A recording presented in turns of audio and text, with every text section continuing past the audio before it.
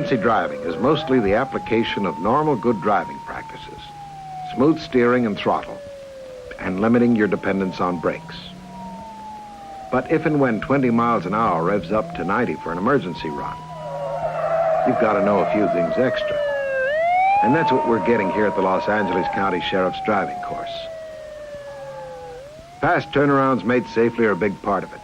Now, we'll start out with just a regular turnaround. If you were heading in a westerly direction and you wanted to turn around and come back east, you knew that you had a driveway up here, the first thing you'd want to do would be sure to place your car in the proper road position. Since it's a left-hand turn, you'll want to stay as far to the right as possible.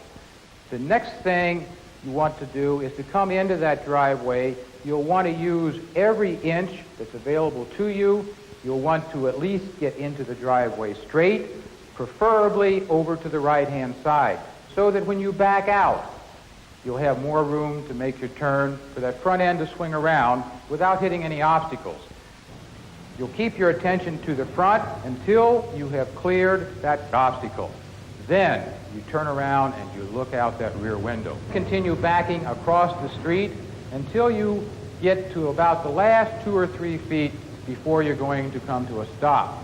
Now here is the important part of backing up quickly. Since you wanted to come out to your left, you would reverse your steering, turning your steering wheel and turning the front wheels to the left prior to coming to a stop. You now put it in gear and come right on out. That is your first turnaround. Then you'll have what is called a semi-bootleg turn. It will be a little quicker than that type of a turn. You will merely come down to the edge of your driveway or the opening that you're going to use to back into. You then steer your car across the street into a 45-degree angle with your opening. That will put you in the proper angle to back into this driveway. You then turn around, you will look out the rear window and start to back into your driveway. You'll want to get in as straight and you'll want to get in as deep as possible. But remember, just prior to stopping, reverse that steering. Get it turned out to the left so you can come right on out. Now your last turnaround is going to be the fastest that you can make. It's called a bootleg turnaround. You merely come right down the center of the street, and as you start to come into your driveway, you must remember to look out the left side of your car, your driver's window, and also the passenger's window. This will allow you to pick up the entire picture. If you looked out the rear window, you wouldn't be able to see the driveway or any oncoming traffic. This is your safest. Look out that window, back right into that driveway, again, getting your steering reversed while the vehicle is still moving. Your vehicle is now stopped, your steering's reversed, you put it in gear and come out. That is your fastest way. On a code 3, one thing to realize is that your siren and your emergency lights don't qualify you as an emergency driver any more than a badge and a gun make a competent officer. A lead vehicle will be proceeding 35 to 45 miles per hour when overtaken by the emergency vehicle that is equipped with the new electronic twin-sonic siren. We will have our front windows rolled down. And when we hear the siren, we will take the 5 count, 1, 2, 3, 4, 5, and when you get to 5, you'll raise your hands up in that back window, and I will say now. It has been determined that at 60 miles an hour, the sound of a siren will never reach a car 100 feet in front of you if that car is also going 60 miles an hour. In other words, don't count on clearing the traffic in front of you with a siren. The driver probably won't hear you until you're alongside him. And just imagine what it would be like with the windows rolled up and loud music blasting. And something else to remember. Your lights on high beam during the day are more visible than your emergency lights. This is our skid pan. On the turns, we have a special soap which we have applied to the track. We add a little bit of water. And at higher speeds, of course, that's where you really get the effects of weight transfer, which translates into skidding. So we can't get very much traction.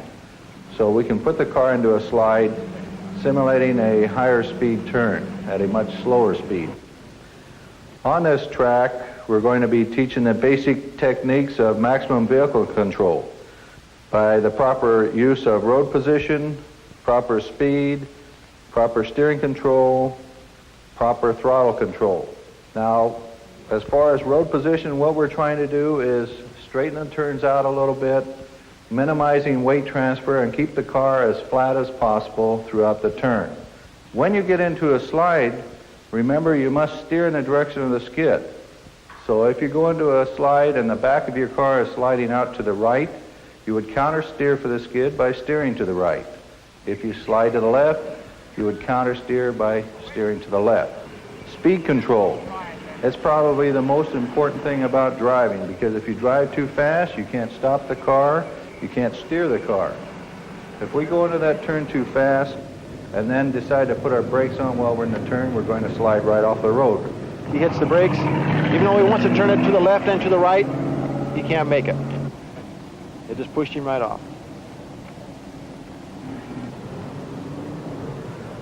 He should be correcting now. He waits too long. He corrects now.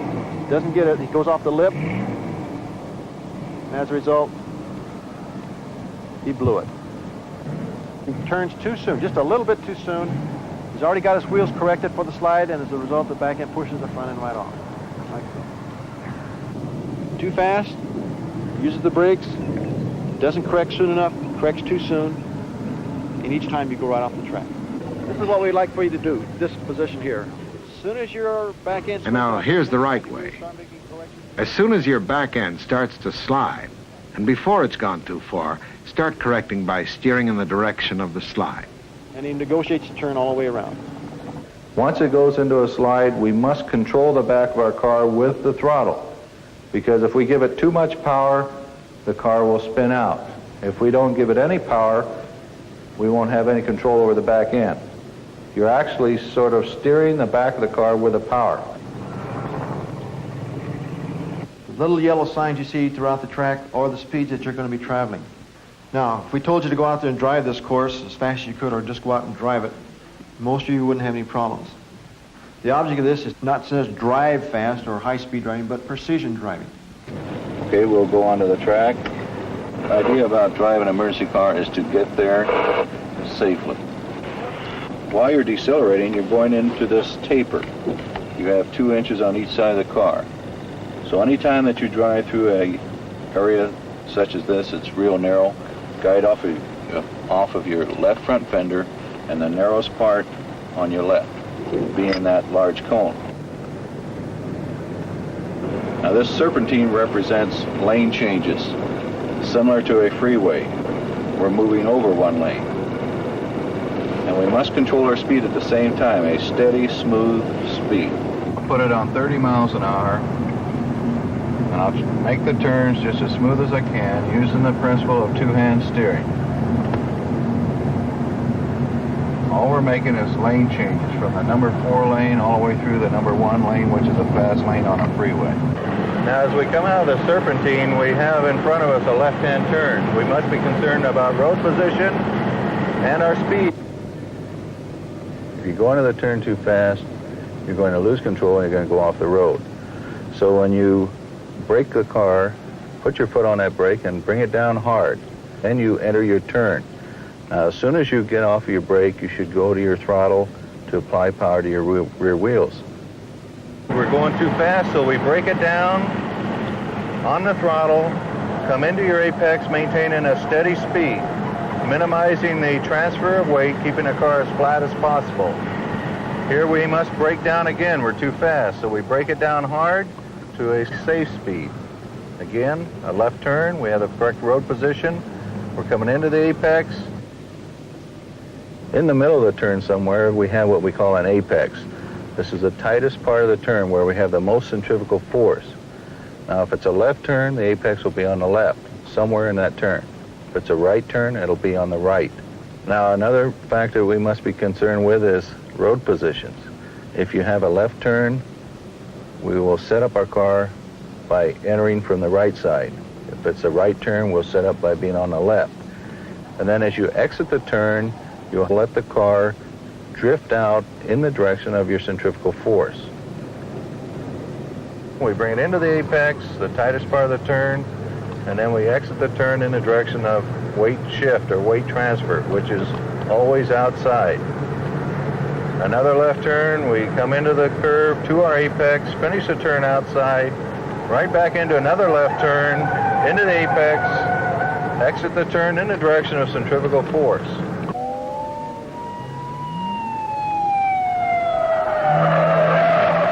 Yes, emergency driving calls for the right techniques and something more. First, know yourself. What you can handle at the wheel in terms of reaction time and coordination. No two drivers are exactly the same. Second, know your vehicle. No two cars are alike either. Get the feel of what it can do and what it cannot do. With that combination of knowledge and the right techniques, you can get where you're headed in a hurry and all in one piece.